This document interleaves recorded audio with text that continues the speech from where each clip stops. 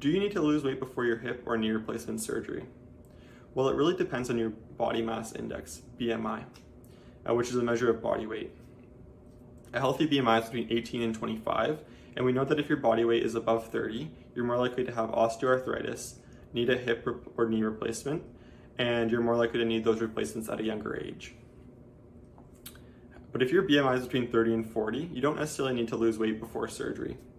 The risks are quite low. You may be more likely to stay at the hospital longer or need to go to a rehab hospital afterwards, but the actual outcomes, so improved decrease in pain and improved functioning, are quite similar to lower BMIs.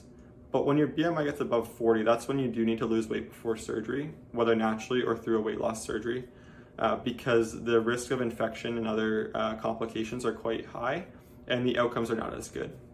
If you'd like to learn more about this topic, you can check out the blog I wrote on Curovate.com.